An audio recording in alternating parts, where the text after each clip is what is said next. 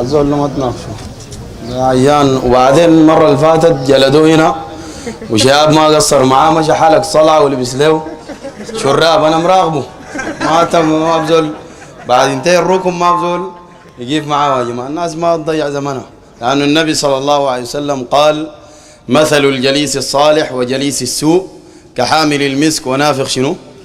الكير. فحامل المسك إما أن يحزيك أو تبتاع منه أو تجد منه ريحا طيبة.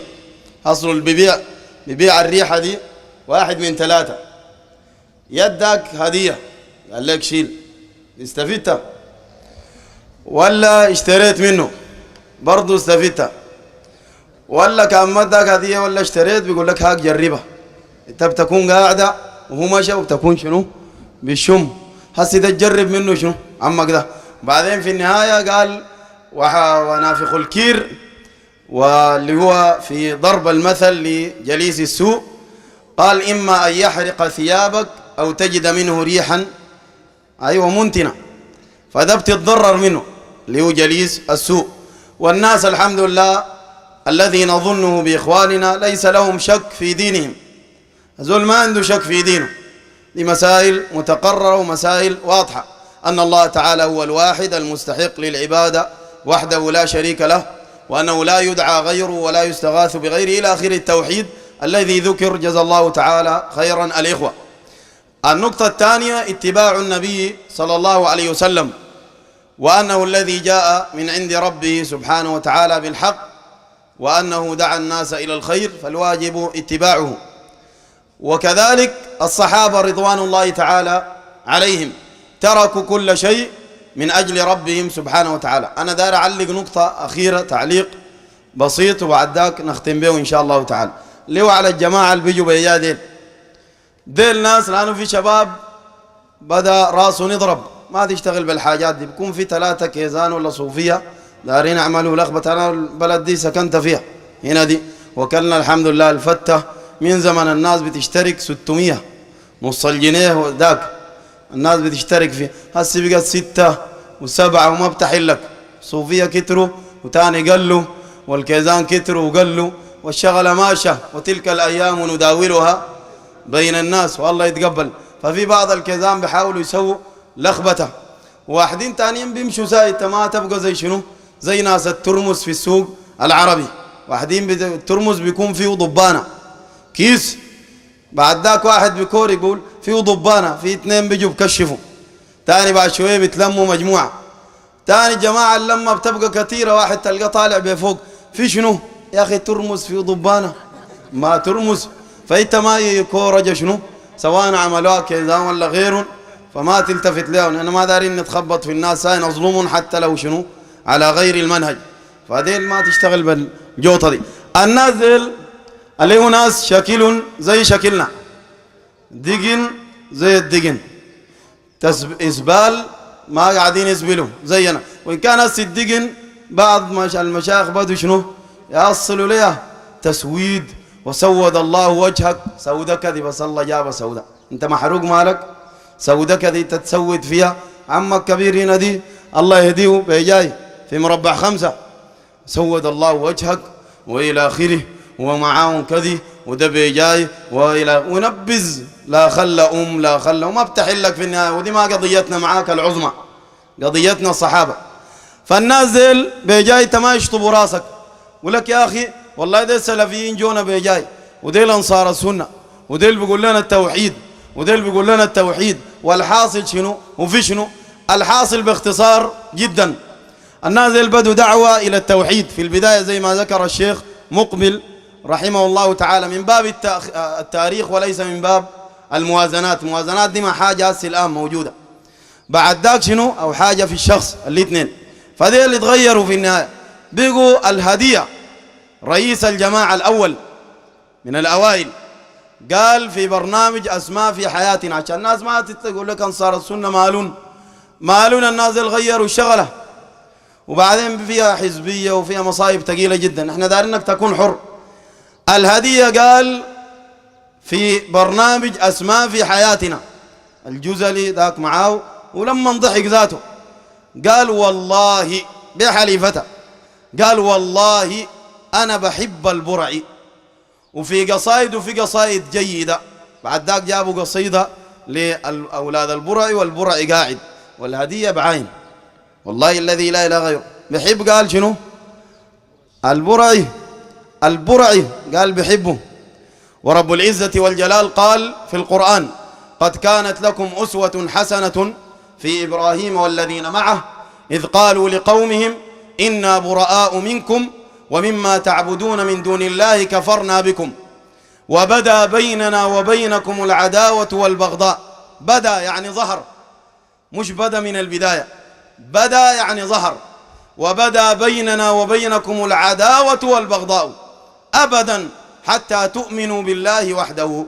والبرع يقول: إن ناب خطب في البلاد نزيل قل يا ولي الله إسماعيل.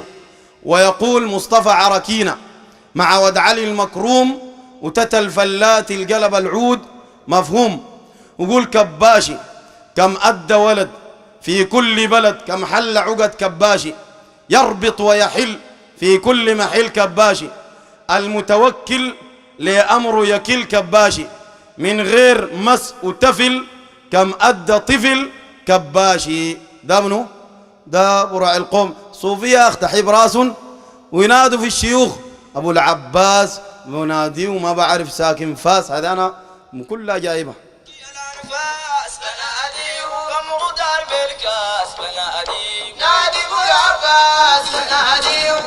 سمعت الحاصل؟ تاني دقيقة ما في حاجات ولا قال لك بيرقصوا وأنا ذاتك راعي وعاصر علي. أنت ما جايب خبر سهل والله الشغلة دي فيها جوطة شوية. أنت ما عارف الحاصل، ولو كلها مصايب وله ولخبطة. تحب ديل وذاك واحد اسمه مطر. ديل أنصار السنة يا جماعة، نحن ما نمرق من الموضوع. على مطر ده من قادة أنصار السنة الإصلاح بوجود محمد الأمين إسماعيل، ده نائب رئيس الجماعة، بوجود عبد المنعم صالح، ده أمين الجماعة. ذات أسماء غريبة، رئيس ونائب وأمين وإلى آخره. واحد في رفاعة جلي كشة، كلها أمراض جزام وسرطان وحاجات جاتنا من وين؟ نسأل الله العافية. فالمهم إلى الله المشتكى. أمراض ابتلي بها هؤلاء القوم ويريدون إمراض الناس، ظنوا ذلك أو علموا أو لم يعلموا.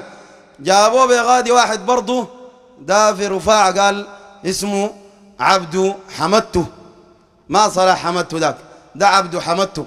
واحد قدم وأنا صليت المغرب بصلي في النافلة، واحد قدم وتلفت لقيت كشة قاعد ورا. بعدين ذاك قدم وقال نقدم شاعر الدعوة. قربت أقطع الشغلة. شاعر الدعوة عديل بقت فيها ولكذي قال عبد حمدته. شاعر الدعوة مسك الميكروفون، طلعت برا.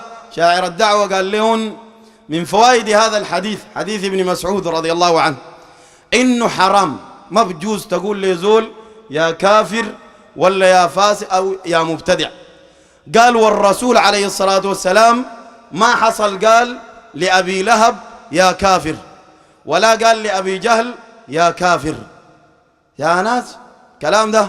والله قال لي في القرآن قل يا أيها شنو الكافرون. دل ما فيون أبو جهل وأبو لهب. وقال تعالى تبت يدا أبي لهب وتب. فمطر دي أنا جبت لك الشغلة. بعدين مطر داك هناك بغادي في جهة كردفان، أيوة جنب بزبد، هي ذات المسجد افتتاح في بزبد في المنطقة ديك. فقال نحن وقال أنصار السنة ما بيرضوا في الصوفية، وأنصار السنة ما بيرضوا في الإخوان المسلمين، والصوفية ما بيرضوا في أنصار السنة، والإخوان المسلمين الإخوان المسلمون ما بيرضوا في أنصار السنة. وكلنا يد ضد الشيعة، والبيناتنا خلافات بسيطة نقعد في الوطة نحلها. ده أنصار السنة زمان الشغلة بيرموها بشنو؟ بالشباك وفيها ضرب وكذا. صار السنة سنيين، الأخوان المسلمين سنيين، الصوفية كلهم سنيين، في صوفي لا كلهم سنيين.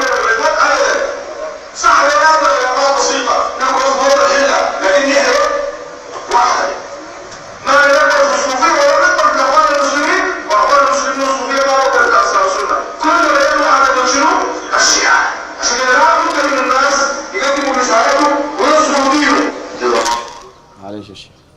الشغلة دي الناس في ناس راس ضارب فلازم نبين له. هاي التزيين ما واضح لكن في الكشف بعدين الدناير ده بياكل لباسته وبيجيها بطريقته. نسأل الله يوفق شغلة تمشي لقدام، نسأل الله الرحمة. لكن في النهاية الموضوع ده طويل جدا. فقال يا أخي قال كلها وقال ديل سنيين، أنصار السنة سنيين والصوفية سنيين كلهم، قال والإخوان المسلمين سنيين، والصوفية ما بيرضوا في أنصار السنة، والإخوان المسلمين قال ما بيرضوا في أنصار السنة، وأنصار السنة ما بيرضوا في الصوفية ما بيرضوا في الإخوان المسلمين. الكلام ده يا جماعة مش ده جوباك، مش الشغلة دي اتلخبطت. والله قال ولا تلبسوا الحق بالباطل وتكتموا الحق وأنتم تعلمون. الجبراوي ده من قادة أنصار السنة، عشان تعرف إن احنا ما انتقدنا الناس زي ساي، ما ظلم. ودي مسألة الصوفية بس. الجبراوي قال نحن من زمان قال في معاملات سوا، وقال قريب 23 من خيار بيوتات الصوفية من ناس مضومبان والكباشي، قال يتعاونوا مع الشيخ الهدية. الكلام ده من كلهم الشبكة دي قال يتعاونوا. التعاون ضد شنو؟ ضد الشر الأكبر اللي هو الشيعة. واحد عصرته في مناظرة دار يعمل بها رواج، والله نسأل الله العافية. واحد قال لي ده جابوه من المدينة عشان يكسر الشباب ينسفن، وقلت له في المناظرة قال لي استغفر الله وشغال سن، والله الذي لا إله غيره. والناس اللي قبليك يتكسروا والله يتقبل، وليس بحول أحد ولا بقوة أحد من الناس، وإنما أمر من الله سبحانه وتعالى. فأما الزبد فيذهب جفاء وأما ما ينفع الناس فيمكث في الأرض. فده في المناظرة الولد ده قال لما عصرته قلت له انتم محتاجين يعني تتعاونوا مع أهل البدع ضد الشيعة، براكم ما تردوا على الشيعة. قالوا والله نحن ما بنقدر نغني عن الناس، عشان كذا جبنا التانيين ديل معانا عشان الناس كلها تقتنع. والله الذي رفع السماء قال الكلام ده وموجود ومسجل، وإلى الله المشتكى. داك والدلبلة جابوه في نقاش ومناظرة مع واحد اسمه محمد مصطفى الياقوتي، داك كتمت عديل، قال الناس اللي بيتمددوا والشغلة دي ماشية وعندهم تأثير كبير. وداك ما شاء الله بتاع المذيع برضه جيه وداه واحد كذا قال لي انت ما عندك تأثير ليه؟ والله خلاه. المهم شغلة جاتت كلها شبكات ذاتها، ونحن في نص الشبكات دي شايلين خنجرنا بنشرطها جت بفضل الله تعالى، وما بالقوة ما بسكين بتاعت حديد بسنوها، بالكتاب والسنة بس، وبألسنتنا هذه بفضل الله تعالى. بل نقذف بالحق على الباطل فيدمغه فإذا هو زاهق ولكم الويل مما تصفون. فود البلة سألوه، المذيع سأله قال لي يا دكتور محمد إبراهيم البلة، هل أنت بتعتقد هل في قواسم مشتركة بينكم وبين الصوفية يمكن البناء عليها من أجل يعني الاجتماع؟ قال والله ممكن. قال في قواسم مشتركة كثيرة جدا، قال وخاصة خصوصا في السودان، قال قواسم مشتركة شنو كثيرة جدا.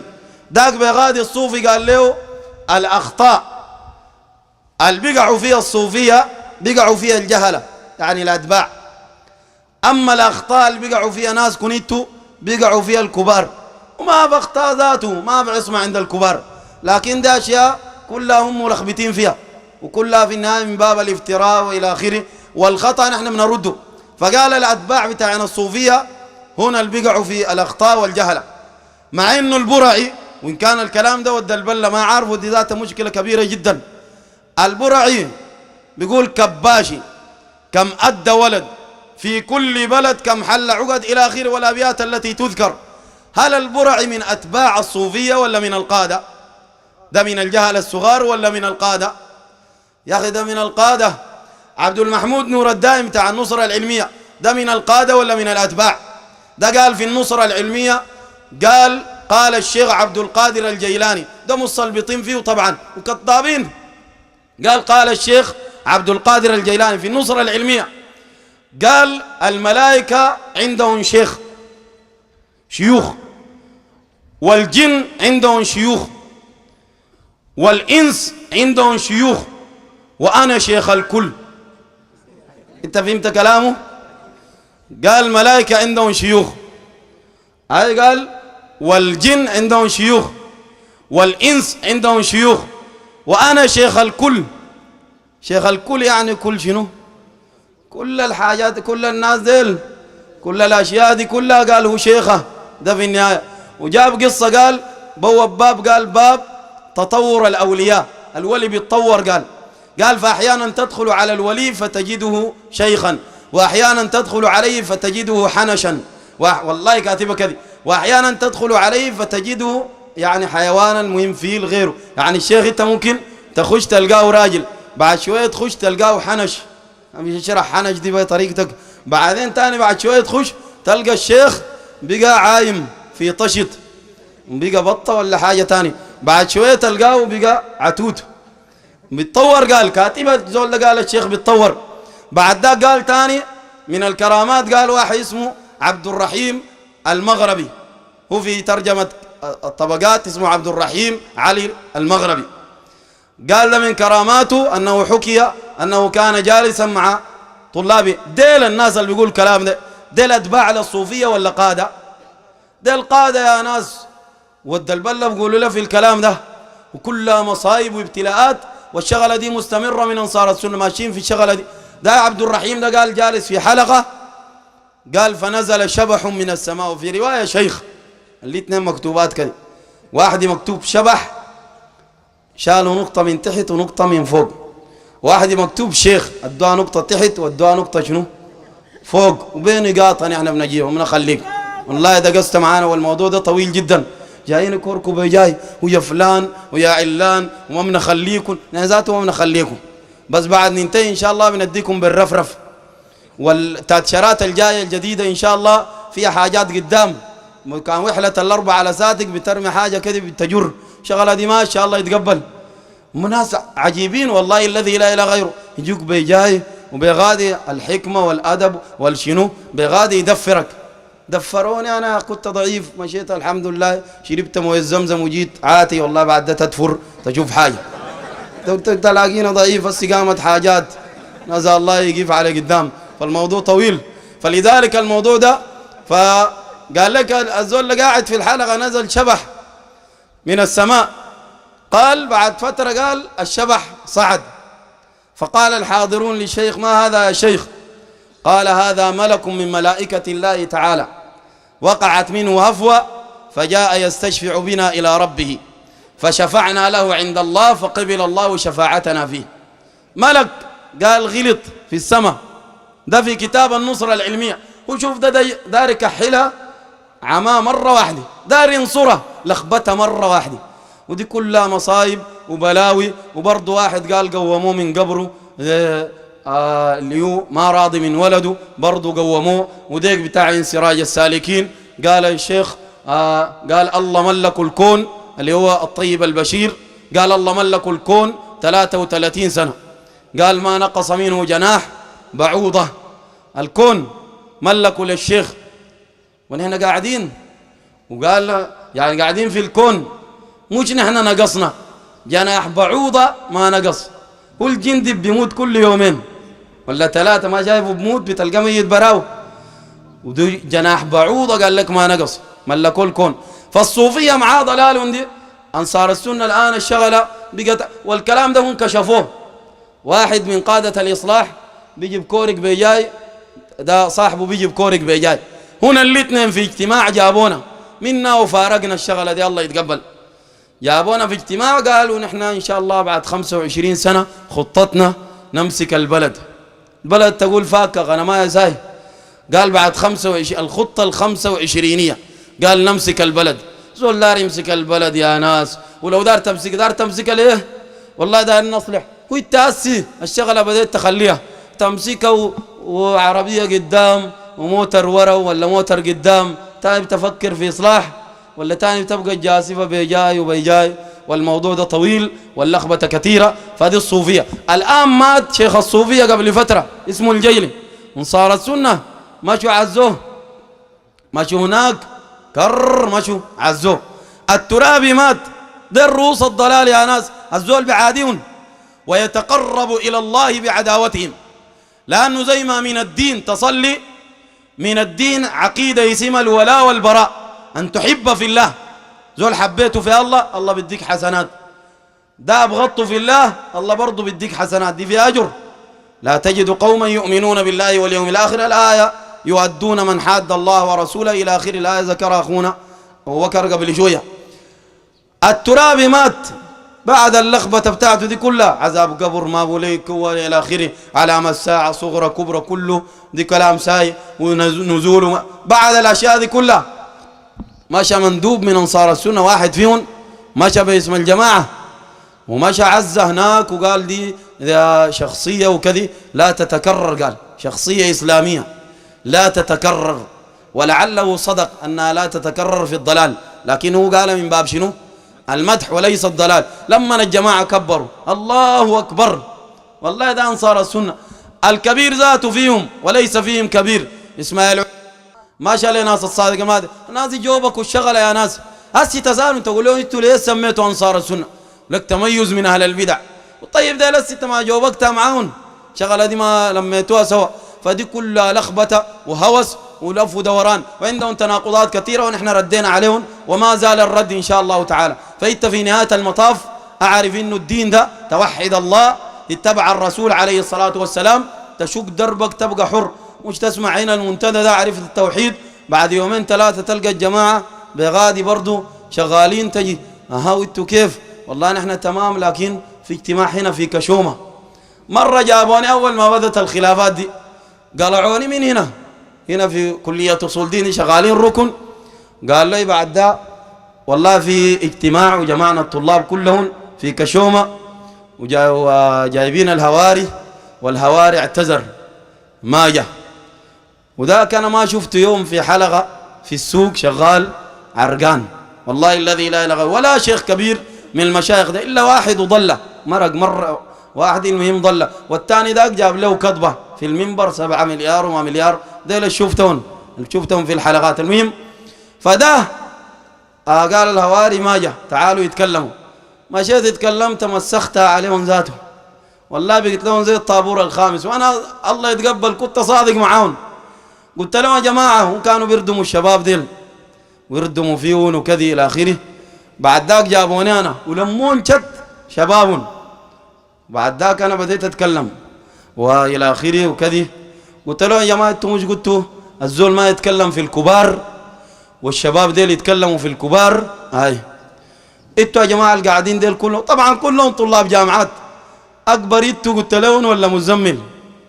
والله يا أخي أكبر هو، خلاص هو معناه من الكبار ما تكلموا فيه وكذي، الناس بقت واحدين يتلفت واحدين يعاينوا واحدين الكلام بقى لهم مسيخ، فالشغلة كلها في النهاية انت تترك الأحزاب دي كلها والطوائف، ونسأل الله بأسماء الحسنى وصفاته العلى أن يدلنا على الحق وأن يثبتنا عليه حتى نلقاه وهو راض عنه وهو راض عنا، إن ولي ذلك والقادر عليه. بنجي كل أربع إن شاء الله. جزاكم الله خيرا، صلى الله وسلم على نبينا. إن شاء الله الفيديوهات بتلقاها